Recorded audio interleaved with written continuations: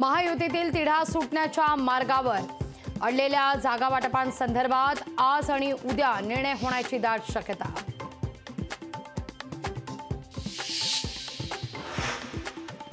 राष्ट्रवादी शरद पवार भिवंडीच्या मोबदल्यात सातारा काँग्रेसला देण्याची चिन्ह।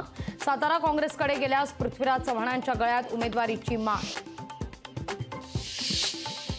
भाजपचा उमेदवार नसेल तर निवडणुकीचा काम करणार नाही, कल्याणमधील भाजपा पदाधिकाऱ्यांचा निर्धार। श्रीकांत शिंदेंना उमेदवारी मिळाली नाही तर राजकीय संन्यास घेईल, रामदास कदमांची भीष्म प्रतिज्ञा।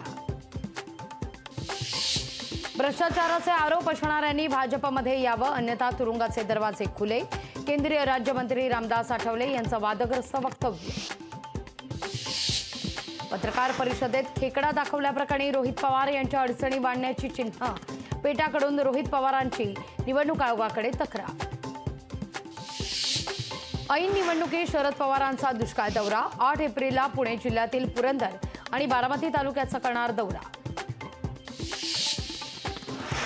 मराठा समाजातील 43% महिला मोलमजुरी करतायत तर बालविवाहाचं प्रमाण 13%वर।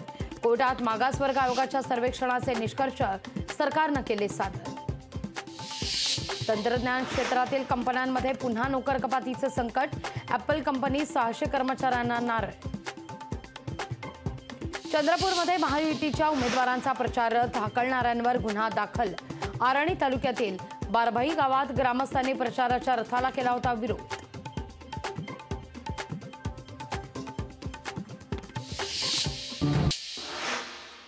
आपच्या नेत्या आतिशी यांना निवडणूक आयोगाची कारणे दाखवा नोटीस। भाजपमध्ये प्रवेशाकरता संपर्क साधल्याच्या वक्तव्यासंदर्भात उत्तर देण्याचे निर्देश।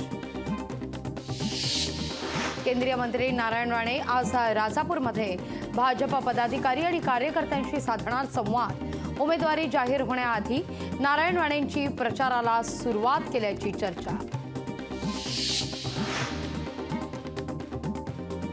मनोज जरांगे पाटील यांची बीडमध्ये 8 जूनला जाहीर सभा। मनोज जरांगे पाटील काय भूमिका व्यक्त करतायत याकडे लक्ष। अंधेरीतल्या बर्फीवाला पुलाचा पार्किंग आणि क्रिकेट खेळण्यासाठी कपडे वाळत घालण्यासाठी होतोय वापर। पुलाच्या जोडणीचं काम रखडल्यानं नागरिकांकडून पुलाचं पार्किंग कपडे वाळवण्याकरता होतंय वापर। कोरोना काळात पॅरोलवर सुटलेल्या 5,900 कैद्यांपैकी 5,300 कैदी परतलेच नाहीत। मुंबई हायकोर्टाचे कैद्यांना परत बोलावण्याचे जेल प्रशासनाला आदेश।